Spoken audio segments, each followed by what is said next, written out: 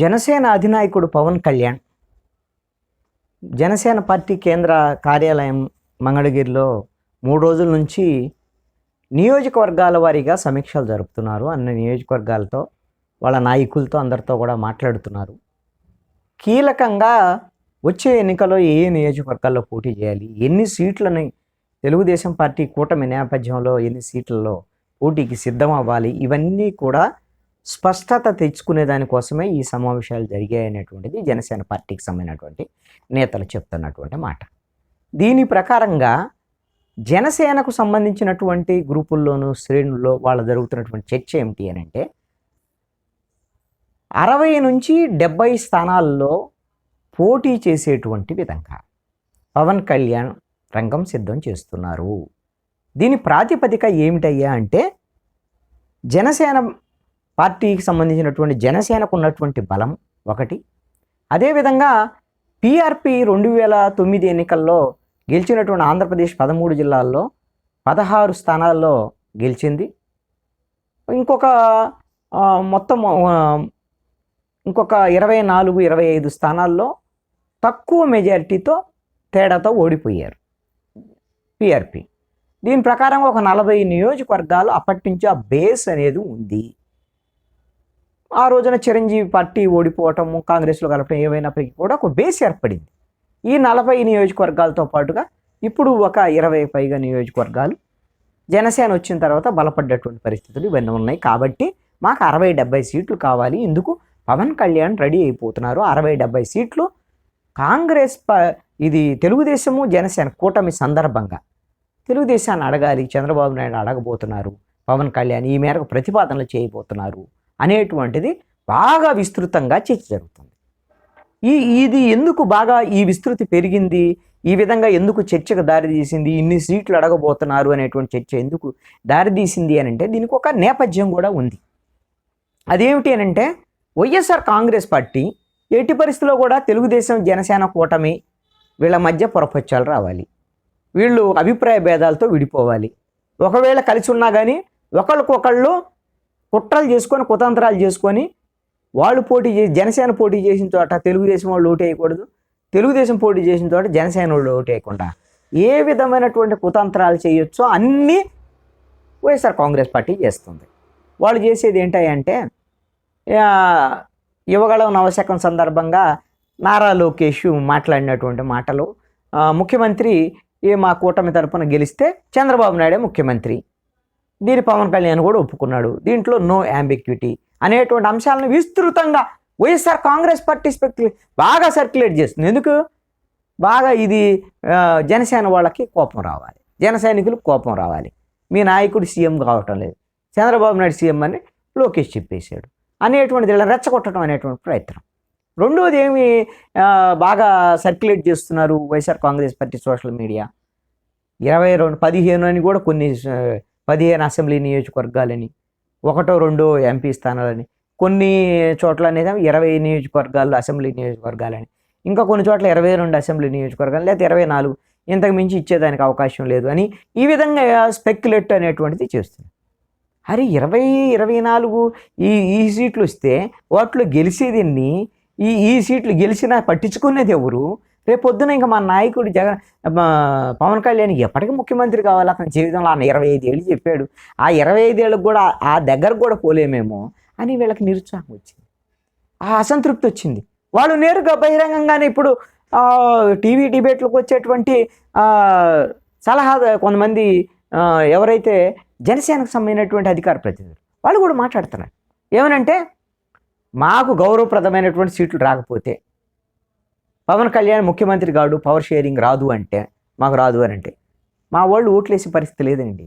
జన సైనికులు మా జనసేన వరకు మేము ఓట్లు వేసుకుంటాం, జనసేన తెలుగుదేశం పొత్తు దగ్గర జనసేన ఎక్కడ పోటీ చేస్తే వాళ్ళకే వేస్తాం, తెలుగుదేశం పోటీ మేము వేయము అని వాళ్ళు చెప్తారు. మరి వీళ్ళు వేయరు అని అంటే ఏమైనా తెలుగుదేశం వాళ్ళు ఏమన్నా ఉదాహరణకి వీళ్ళకి వేస్తారా? వాళ్ళు కూడా వేయరు. ఇదే వైఎస్ఆర్ కాంగ్రెస్ పార్టీకి కావాల్సింది, ఈ గొడవే నడుస్తుంది. ఇందుకే ఇప్పుడు మాకు 60-70 స్థానాలు అడగబోతున్నారు మా పవన్ కళ్యాణ్, వీళ్ళు కొంచెం గొప్పగా చెప్పుకునేటువంటి ప్రయత్నం చేస్తున్నారు. ఇది ఎలాగో హరిరామ్ జోగయ్య కాపు సంక్షేమ సేన, ఆయన సీనియరు నాయకుడు, మాజీ హోంమంత్రి, కురువృద్ధులు, ఆయన బహిరంగ లేఖలు చాలా రాస్తూ ఉంటాడు పవన్ కళ్యాణ్. ఇది కూడా రాశాడు ఈ బహిరంగ లేఖ. ఒక రకంగా అగ్గికి ఆజ్యం పోసింది హరిరామజోగే వాస్తవంగానే.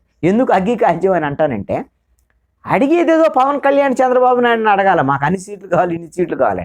హరిరామజోగే పవన్ కళ్యాణ్కి బహిరంగంగా లేఖ రాస్తే జనం అందరూ ఓకే, హరిరామజోగే లాంటి సీనియర్ పొలిటీషియను, మా కాపు సంక్షేమ సేన ఆయన నాయకులు, కురువృద్ధులు, పెద్ద ఆయన మేధావి, ఆయన 60 సీట్లు 64 సీట్లు అనుకుంటా, ఈ సీట్లు అని ఆయన సీట్లు కూడా పంపించాడు ఉత్తరంలో, బహిరంగంగా పంపించాడు.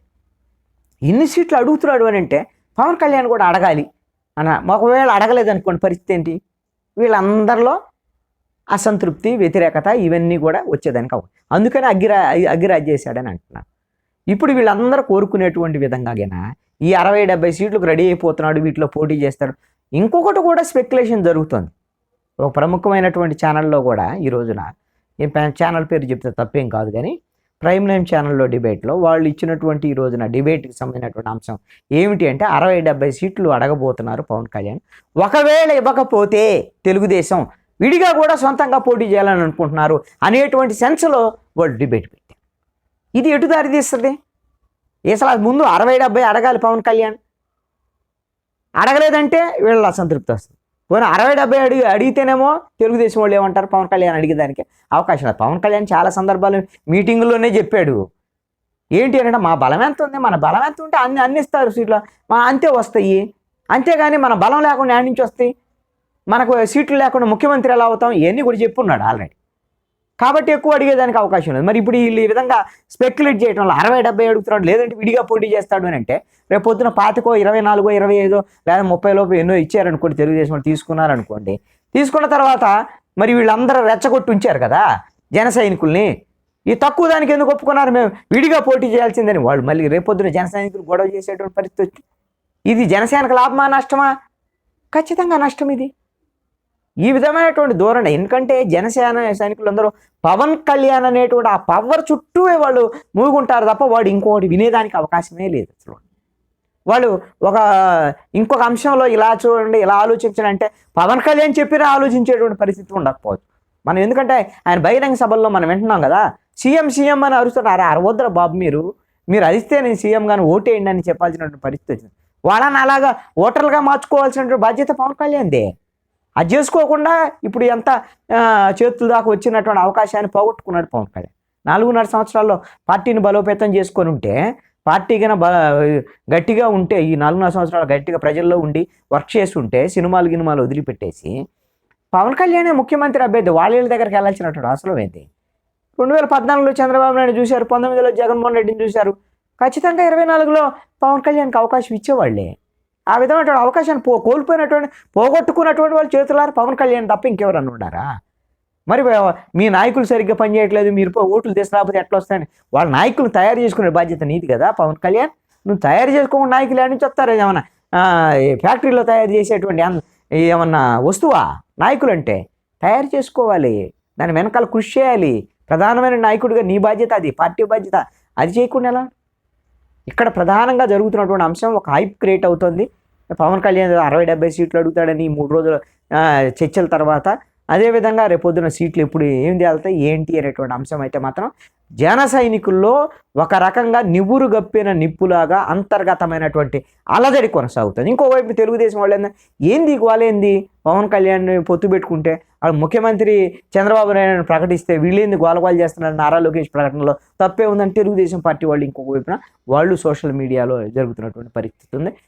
ఈ రెండు మధ్య సోషల్ మీడియాలో కింది స్థాయిలో జరిగే ఈ అలజడి మరి తెలుగుదేశం జనసేన మధ్య పొత్తుల విషయంలో నేను అదేదో విడిపోయేంత వ్యవహారం ఉంటుందని నేను అనుకోను, కానీ కొంత ఇది కొంత అవరోధంగా మారేటువంటి అవకాశం అయితే ఉండొచ్చు.